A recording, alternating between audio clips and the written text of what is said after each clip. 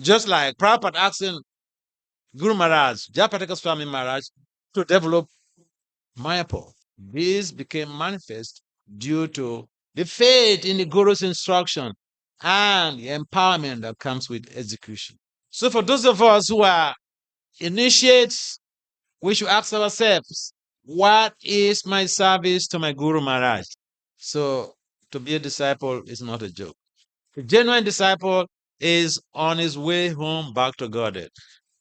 So when we come together like this on Thursdays and every other days, we should be reflecting how our spiritual master is so lovingly disposed to us, and he has sacrificed all of his material conveniences to stay here with us. And we should be very much ready to execute his instructions. Because by pleasing the spiritual master, Krishna automatically becomes pleased. He has pleased his spiritual master, Srila Prabhupada. That is the perfection of his life. What is the perfection of our own lives? One may say, well, I'm not close to Guru Maharaj, so I've not received any direct instructions from him. Temple management is there. They are representing the spiritual master. And so we can play off the game that, well, I'm not close to Guru Maharaj, and so I don't receive any instructions from him. What is the instruction of your temple manager to you about your service? Are we executing that? The perfection of our spiritual life does not necessarily require high profile devotional philosophy about Madhurya.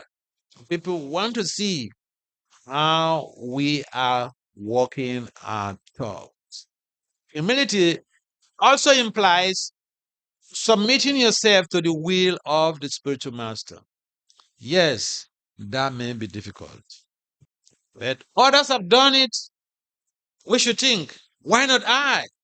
We should be ready to give the whole of our lives to the spiritual master. And therefore, the important factor there is service. His service. Service. Following the four regulatory principles. Having genuine sadhu sangha. Reading the scriptures. Attending the programs. These are the different strategies for purification. And above all, lovingly taking care of the devotees around us. Because ultimately, even loving service to Krishna boils down to loving service to his parts and parcels. We see that Guru Maharaj, Jayapataka Swami Maharaj, is very eager to do service to the devotees. So we should be following the example of our spiritual master. Any comments or questions? It's a simple talk, so I don't think there are any complications or confusions. A devotee speaks, but he speaks to himself. A devotee preaches, but they are preaching to themselves too. There is a weight in what we say to the audience when we are exemplifying those statements. So the devotees around us are the angers of our spiritual master. Even your own children are the angers of the spiritual master. If we're treating the people around us nicely, then we have to understand that we are doing great service to our spiritual master. If you are treating your wife nicely, then you should know that you are treating your spiritual master nicely. But if we come to the asana to speak very good about our spiritual master, and then we go home and punch the wife, then what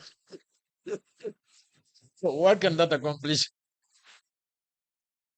So there are practical ways to create harmony and cohesion in our families, which are centered on our Guru Maharaj. Thank you very much for participating in this Sangha.